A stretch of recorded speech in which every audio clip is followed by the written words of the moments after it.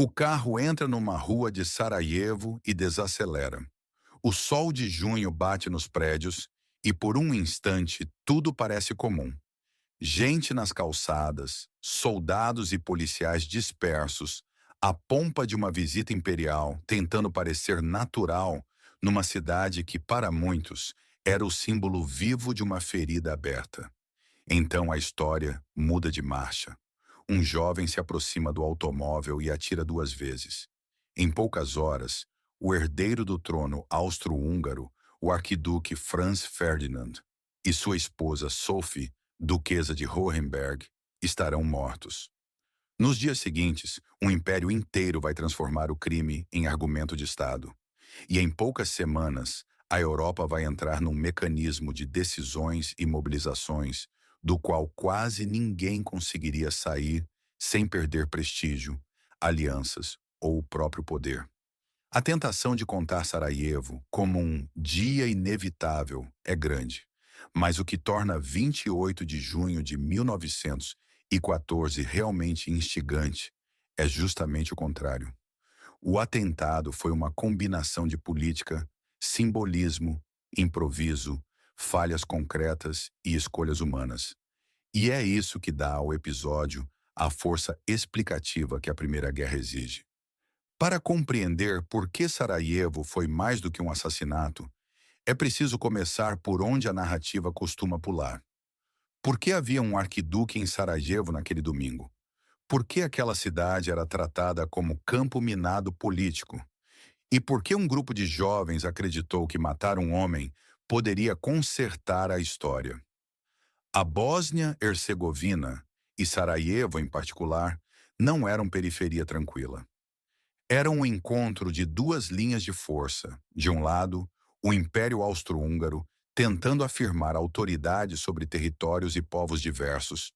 Do outro, o nacionalismo eslavo do Sul, com a Sérvia como polo e inspiração, defendendo a ideia de que os eslavos do Sul deveriam estar sob o mesmo teto político. A anexação formal da Bósnia-Herzegovina pelo Império Austro-Húngaro em 1908 havia inflamado essa tensão de maneira dramática. A chamada crise da anexação produziu protestos, indignação diplomática e, nos Balcãs, reforçou a percepção de que Viena avançava sobre territórios que, para muitos eslavos do Sul, deveriam integrar um projeto nacional próprio. Para Viena, era uma questão de administração imperial e segurança. Consolidar a presença na região e impedir que a Sérvia se tornasse um polo de atração irresistível para os eslavos da monarquia. Para muitos sérvios e bósnios eslavos, era ocupação e humilhação. Em 1914, esse conflito não era teoria. Ele estava vivo em redes políticas, sociedades secretas, repressões, propaganda e na própria sensação de que a história nos Balcãs era feita por golpes rápidos e crises sucessivas. Franz Ferdinand, como herdeiro do trono, carregava esse conflito no corpo. Ele não era apenas um príncipe, era o símbolo futuro do poder. E, paradoxalmente, a figura dele era mais complexa do que a caricatura do imperialista duro sugere. Havia quem dissesse que ele era capaz de reformas internas, inclusive ideias de rearranjo do império, como o chamado trialismo, que contemplaria um terceiro polo eslavo dentro da monarquia. Mas isso não o torna, automaticamente, amigo do nacionalismo sérvio. Para alguns nacionalistas radicais, aliás, a perspectiva de um Franz Ferdinand reformador era justamente o perigo. Se ele conseguisse estabilizar o império por dentro, a causa da independência eslava perderia força. Em temas militares, ele era associado à modernização e ao papel do exército como eixo de coesão imperial. E para qualquer conspirador nacionalista, isso era suficiente. Matar o herdeiro significava atingir o coração do prestígio e enviar uma mensagem política de grande escala. O dia escolhido não era neutro. 28 de junho é conhecido como Vidovdan na tradição sérvia, associado a memórias nacionais profundas, especialmente a Batalha de Kosovo de 1389, marco simbólico de resistência e martírio. A coincidência entre a visita imperial e essa data não é detalhe decorativo. Ela alimenta a leitura simbólica do ato, mesmo que na prática o atentado tenha sido sustentado por coisas bem menos românticas. Pistolas, bombas, rotas previstas, pontos de posicionamento e a expectativa de que a segurança seria porosa. A conjuração do atentado envolvia nomes que se tornariam quase inevitáveis em qualquer reconstituição.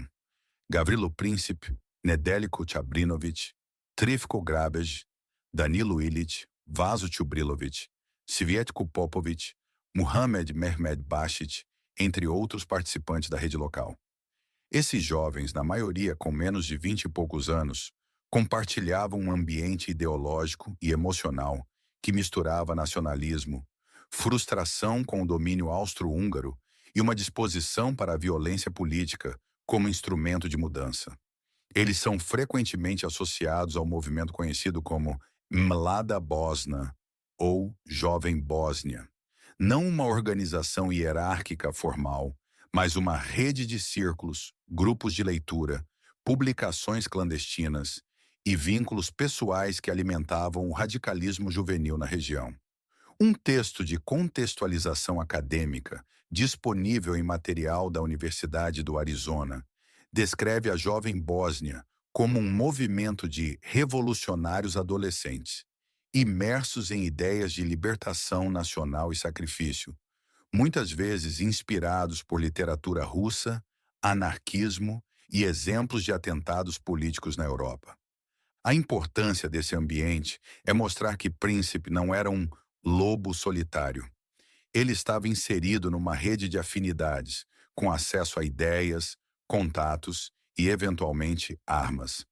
Havia também a sombra de organizações e conexões na Sérvia, frequentemente associadas a círculos nacionalistas e a elementos de aparato estatal informal.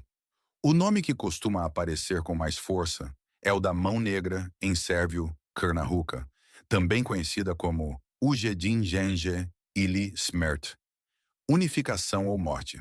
Essa organização secreta havia sido fundada em 1911 por oficiais do exército sérvio, entre eles o coronel Dragutin Dimitrijević, conhecido pelo codinome Apis, figura central na história da conspiração. A Mão Negra tinha objetivos pan-sérvios e pan-eslavos e operava com métodos clandestinos, incluindo a disposição para o uso de violência. O World War I Document Archive, BYU, hospeda uma tradução da Constituição da Mão Negra, documento que permite entender a estrutura, os objetivos e a lógica interna da organização. O artigo 1º da Constituição declara que a organização busca a unificação de todos os sérvios. E o artigo 2º afirma que a organização prefere a ação terrorista à propaganda intelectual. Esse tipo de linguagem ajuda a entender por que, em 1914, Viena estava pronta para enxergar no atentado a mão de Belgrado. Ainda que provar a conexão formal entre o governo sérvio e a Mão Negra fosse politicamente explosivo e documentalmente difícil. A ligação entre a Jovem Bósnia e a Mão Negra é um ponto que exige cuidado. Princip e seus companheiros não eram membros formais da Mão Negra, mas há evidências de que receberam armas e apoio logístico de pessoas conectadas à organização. O próprio Apis, segundo reconstituições históricas, teria facilitado o trânsito de armas e explosivos para os jovens conspiradores. A enciclopédia 1914 a 1918 online, em seu verbete sobre a Mão Negra, descreve essa articulação. A Mão Negra teria fornecido pistolas Browning e bombas aos assassinos, além de facilitar a travessia da fronteira. Isso não significa que o governo sérvio, como instituição, tenha ordenado o atentado. A relação entre Apis e o governo de Nicola Pacic era tensa, e há indícios de que setores do governo sérvio desconfiavam das atividades da Mão Negra. Mas para Viena, a distinção entre organização secreta de oficiais e Estado sérvio era fácil de borrar quando se tratava de construir um argumento político para a punição. Antes de chegar ao momento dos tiros, é útil fixar o cenário urbano e humano. Sarajevo era uma cidade de fronteira cultural, com áreas e comunidades diversas, muçulmanos, ortodoxos, católicos, judeus, convivendo sob administração imperial. O trajeto da comitiva, como costumava acontecer em visitas de alto perfil, era relativamente previsível, anunciado e planejado para permitir cerimônias e contato visual com a população. O arquiduque e Sophie deslocavam-se num automóvel Graf Stift, modelo Double Phaeton, com capota recolhida para permitir visibilidade. Uma escolha que, em retrospecto, parece imprudente, mas que seguia a lógica de mostrar-se ao público. Esse carro existe preservado e está exposto em Viena, no Heeresgeschichtliches Museum, Museu de História Militar, com marcas visíveis associadas ao atentado.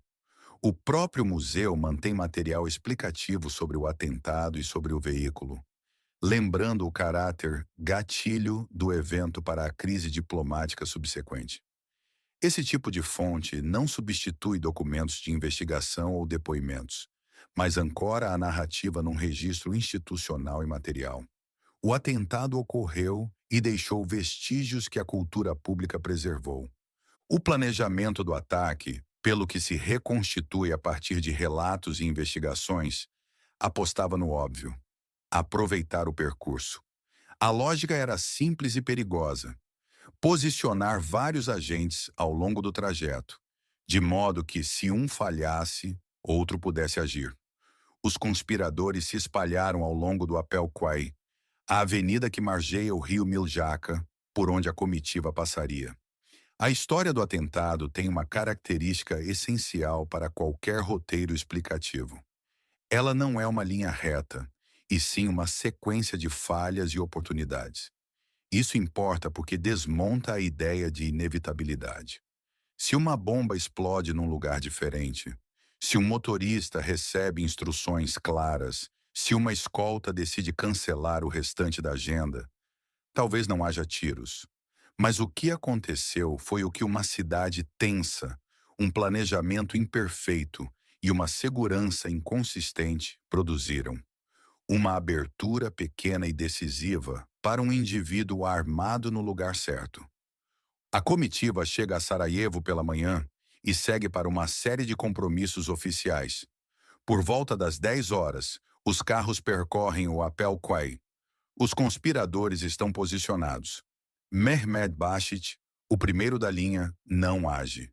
Segundo algumas versões, porque um policial estava muito perto. Chabrinovich, mais adiante, decide agir. Ele arremessa uma bomba contra o carro do arquiduque. A bomba quica no capô ou na capota recolhida. Os relatos variam levemente e explode atrás, atingindo o carro seguinte. Há feridos, confusão, gritos. O arquiduque não é atingido diretamente. Chabrinovich tenta fugir, engole uma cápsula de cianeto e pula no rio Miljacka. Mas o veneno falha, possivelmente por estar velho ou mal dosado, e a água está rasa.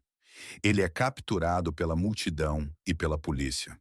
O atentado nesse ponto parece ter falhado. Esse fracasso é mais importante do que parece. Ele confirma para onde a comitiva que existe uma conspiração real e ativa, e ainda assim a sequência do dia não é encerrada de maneira totalmente segura. O atentado falho deixa feridos, confusão e um rastro emocional de choque e raiva. Franz Ferdinand, segundo relatos, demonstra irritação e preocupação, mas a agenda não é simplesmente cancelada. A comitiva segue para a prefeitura Vijetnica, onde há cerimônia e discursos. Há relatos de que o arquiduque teria feito comentários ácidos sobre a recepção. Algo como: Visito Sarajevo e sou recebido com bombas, antes de retomar o tom protocolar. Esse intervalo entre a bomba e o desfecho é o momento em que decisões humanas, sob pressão, moldam o destino. A partir desse ponto, qualquer roteiro que queira ser fiel à dinâmica humana precisa enfatizar o que vem depois. A sensação de que escapamos, a tentação de manter a agenda para não demonstrar fraqueza e a descoordenação inevitável em situações de crise. A política, em 1914, era profundamente sensível à imagem pública. E isso inclui a imagem de coragem e controle. Depois da cerimônia na prefeitura, surge a decisão de visitar os feridos no hospital. Essa escolha parece humanitária, e para Franz Ferdinand, possivelmente era uma forma de mostrar firmeza e cuidado. Mas ela exigia alterar a rota. A comitiva deveria seguir direto pelo Apple Quay, evitando as ruas laterais onde, em tese, poderia haver mais risco. Alterar a rota significa comunicar claramente o novo trajeto a motoristas e escoltas. E em Sarajevo, em 28 de junho de 1914, isso não se resolveu de maneira limpa. Aqui entra um personagem frequentemente citado nas reconstituições, o general Oskar Potiorek, governador militar da Bósnia-Herzegovina, que acompanhava a comitiva. Potiorek era a autoridade local responsável pela segurança e pela organização da visita. Depois do atentado, ele seria duramente criticado por falhas de planejamento e por decisões tomadas sob pressão. No momento crítico, a comunicação sobre a mudança de rota não chegou de forma clara ao motorista do carro do arquiduque, Leopold Loika. Quando a comitiva chega à esquina da rua Franz Joseph, hoje rua Zeleny Beretki, com Apple Quay, o carro do arquiduque vira para a rua lateral, seguindo o trajeto original, não o novo. Potiorek, percebendo o erro, ordena que o motorista pare e dê ré para retomar o Apple Quay. Essa manobra, essa parada, essa desaceleração é o instante em que o acaso vira oportunidade. E é nesse ponto que surge Gavrilo Princip, o personagem que a memória popular transformou no homem que começou a Primeira Guerra. Príncipe estava nas proximidades. Algumas versões dizem que ele havia saído de uma loja ou confeitaria próxima, a Schiller's Delicatessen, talvez frustrado pelo fracasso da bomba e sem expectativa de nova chance. Quando o carro para a poucos metros dele, ele se aproxima, saca uma pistola Browning modelo 1910, calibre .380, ACP, e dispara 2 vezes. A curta distância, os tiros atingem Franz Ferdinand no pescoço e Sophie no abdômen. A morte dos dois é rápida. Segundo testemunhos, Franz Ferdinand teria murmurado algo como: Sophie, Sophie, não morra, viva para nossos filhos, antes de perder a consciência. Em poucos minutos, ambos estariam mortos. A confusão imediata é enorme. Príncipe tenta se matar, mas é contido antes de conseguir. Ele também havia ingerido cianeto, que falha. Ele é espancado pela multidão e preso. O socorro ao casal é improvisado e ineficaz. Os corpos são levados ao palácio do governador, onde os médicos apenas confirmam o óbito. Em poucas horas, o atentado deixa de ser tentativa terrorista e vira assassinato do herdeiro. A dimensão política muda de patamar. O curioso é que Sarajevo, como fato em si, não exige ainda uma guerra mundial. Crimes políticos já haviam ocorrido antes. O próprio pai de Franz Ferdinand, o imperador Franz Joseph, havia perdido sua esposa Elizabeth para um anarquista italiano em 1898. E a crise não produziu guerra. O que torna Sarajevo explosivo é que ele entra numa região e num sistema político que já estava saturado. Para Viena, o atentado parecia confirmar algo que muitos já defendiam. A Sérvia, direta ou indiretamente, era o foco irradiador de instabilidade, e o império precisava resolver esse problema para preservar a própria sobrevivência. Para Belgrado, a acusação ampla de patrocínio estatal era uma ameaça existencial. Para as grandes potências, a crise balcânica era um tabuleiro no qual alianças, prestígio e credibilidade contavam. O atentado foi a prova visível, sangrenta, de que o tabuleiro já não era só diplomacia. Havia força e morte em jogo. Nesse momento, entram os personagens que não estavam em Sarajevo, mas que passam a dominar o enredo. Em Viena, o ministro das Relações Exteriores, Conde Leopold Berchtold, e o chefe do Estado-Maior, Conde Franz Conrad von Hötzendorf, representavam tendências distintas, mas convergentes, na direção de uma resposta dura. Berchtold, embora não fosse um falcão natural, estava sob pressão para mostrar firmeza. Conrad, por sua vez, há anos defendia uma guerra preventiva contra a Sérvia e via no atentado a oportunidade de concretizar esse objetivo. Em Berlim, o Kaiser Wilhelm II e seus conselheiros, incluindo o chanceler Theobald von Bethmann-Hollweg, avaliavam se apoiar Viena era arriscado ou necessário. E a decisão de oferecer o chamado cheque em branco de apoio à Áustria-Hungria seria tomada nos primeiros dias de julho. Em São Petersburgo, o Czar Nicolas II e ministros como Sergei Sazonov ponderavam se deixar a Sérvia isolada significaria perder influência nos Balcãs e trair compromissos de proteção eslava. Em Paris, o presidente Raymond Poincaré e o governo francês pensavam na aliança com a Rússia e no equilíbrio europeu.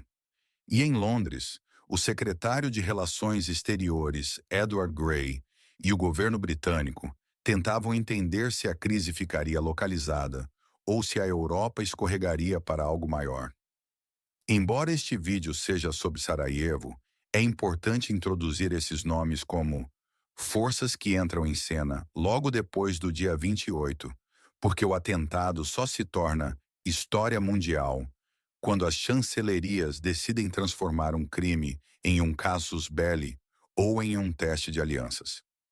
A narrativa dos dias seguintes costuma ser descrita como choque, investigações e escalada. Mas é melhor entendê-la como uma disputa por interpretação.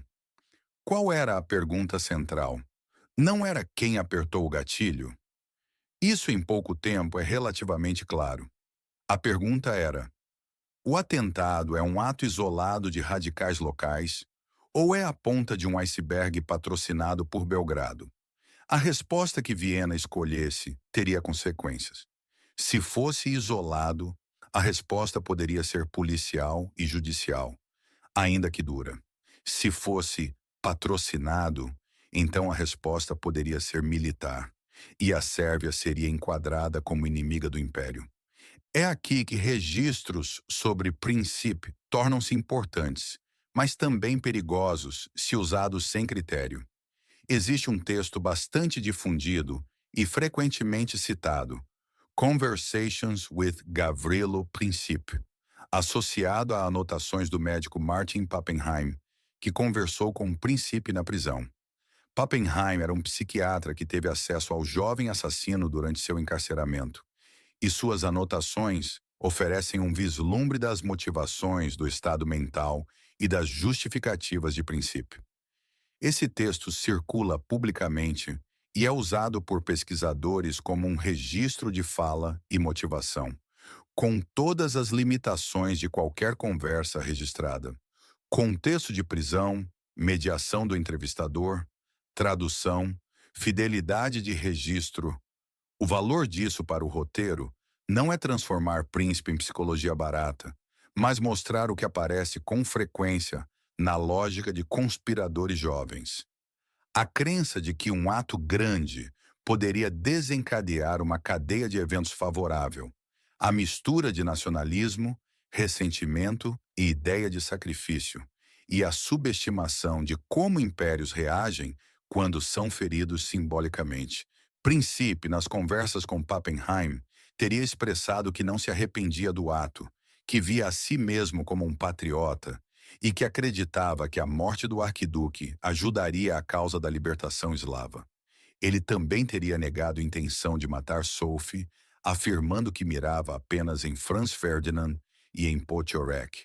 Essas declarações, evidentemente, precisam ser lidas com cuidado.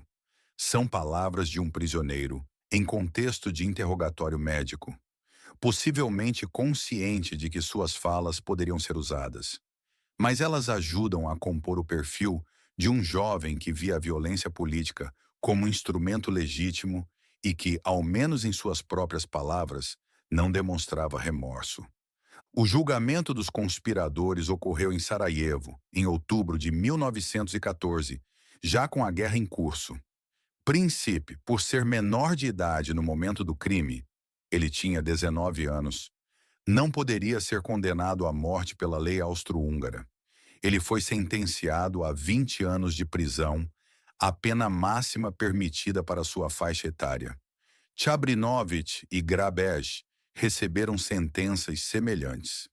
Illich, que era maior de idade e considerado um dos organizadores, foi condenado à morte e executado. Outros conspiradores receberam penas variadas. Príncipe morreria na prisão de Theresienstadt em abril de 1918, vítima de tuberculose, sem ver o fim da guerra que, em grande parte, seu ato ajudou a desencadear. Se a pergunta é: quais arquivos guardariam os documentos diplomáticos e estatais austríacos desse período? A resposta passa por instituições como o Österreichisches Staatsarchiv, Austrian State Archives, incluindo o Haus, Hof und Staatsarchiv, HSTA. Voltando para o cenário urbano, um detalhe frequentemente negligenciado é que o atentado ocorre num contexto em que diferentes autoridades tinham responsabilidades fragmentadas. Polícia local, autoridades regionais, organização da visita, militares e funcionários do império. Essa fragmentação é comum em impérios multinacionais e, em eventos públicos, cria brechas. Além disso, a própria atitude de seguir com a programação depois da bomba, ainda que ajustada, sugere uma combinação de pressão de protocolo e subestimação do risco. Em 1914, a segurança de chefes de Estado não era o aparato moderno de hoje. Mas mesmo para os padrões da época, a sequência revela falhas de coordenação. Potiorek, que deveria garantir a segurança, foi duramente criticado depois. Embora tenha continuado na carreira militar e comandado operações na guerra, com resultados desastrosos na Sérvia em 1914. Quando falamos em localidades para dar concretude, Sarajevo não é um cenário genérico. O atentado está ligado a pontos específicos, margens do rio Miljaca, o Apel Quay, hoje Obala Kulina Bana, a esquina da rua Franz Josef, a prefeitura Vietnica, o Lateinerbrücke, Ponte Latina, próxima ao local dos tiros. Não precisamos transformar o roteiro num mapa narrado, mas citar o trajeto, a rua errada, o ponto de parada, ajuda a audiência a visualizar o mecanismo real. Atentados dependem de geografia, e geografia, no dia 28, favoreceu o atacante no minuto decisivo. A Ponte Latina, aliás, tornou-se local de memória, e durante o período iugoslavo, recebeu placas e monumentos associados a Príncipe. Uma memória que foi e ainda é disputada, dependendo de como se interpreta o atentado. Ato terrorista ou gesto de libertação nacional. Logo após os tiros começa a outra metade do episódio, a disputa por consequência. E aqui entra um ponto que precisa ser dito com precisão. Sarajevo não obriga Viena a atacar a Sérvia. Sarajevo cria uma condição política em que atacar a Sérvia passa a ser defendido como necessário para preservar a credibilidade e a integridade do império. Isso é diferente. Esse é o tipo de nuance que transforma roteiro explicativo em roteiro sério. Nos dias e semanas seguintes, essa transformação se materializa em papel, em telegramas, notas diplomáticas, ultimatos e declarações. Para amarrar Sarajevo ao mecanismo que vem logo depois, e que será o próximo vídeo, vale citar um documento que é, de fato, primário e preservado como peça histórica reconhecida.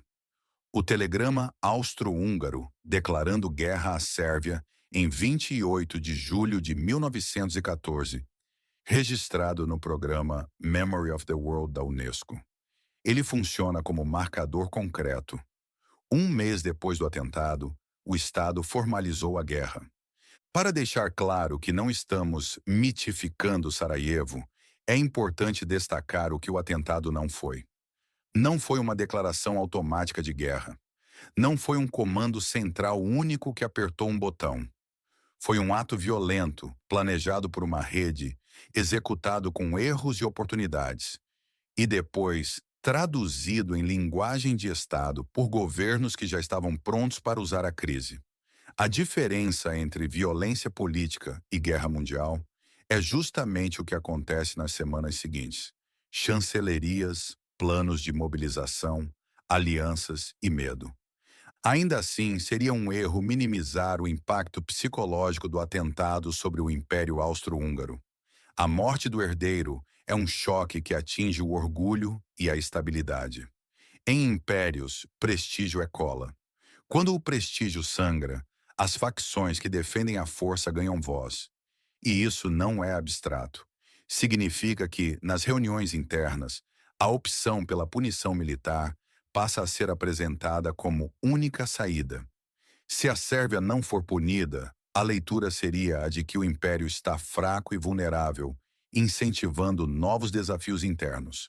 Esse raciocínio, por mais discutível que seja, era politicamente potente. A reação imediata de Viena, nos primeiros dias após o atentado, foi de contenção pública e mobilização interna. O imperador Franz Joseph, já idoso e marcado por tragédias familiares, recebeu a notícia com a frieza que a função exigia. Mas o aparato estatal começou a preparar o terreno para uma resposta. A chamada Missão Royals, enviando o conde Alexander Royals a Berlim para sondar o apoio alemão, é um dos primeiros movimentos concretos dessa preparação e seria decisiva para a dinâmica da crise de julho. Mas isso já é matéria do próximo vídeo. A partir daí, as personagens se multiplicam. Em Viena, o ministro das Relações Exteriores, condes e conselheiros. Em Belgrado, o governo sérvio tentando evitar ser esmagado. Em Berlim, o Círculo do Kaiser. Em São Petersburgo, ministros e generais. Em Paris, líderes cientes de que uma derrota russa significaria isolamento francês. Em Londres, o dilema entre mediação e compromisso com o equilíbrio europeu. Para não transformar Sarajevo num documentário de todo mundo ao mesmo tempo, o que importa aqui é introduzir esses personagens como camadas que vêm em seguida, preparando o espectador para entender por que Sarajevo é capítulo 1 de uma série, não um evento isolado. O atentado também tem uma dimensão de mídia e opinião pública. Jornais europeus noticiaram o crime, e a linguagem usada para descrever o atentado e seus autores importa. Radical, terrorista, patriota, assassino. A forma como o atentado foi narrado influenciou como públicos e elites perceberam a legitimidade de respostas duras. Em Viena e Budapeste, a imprensa tendeu a enfatizar a mão sérvia e a necessidade de punição.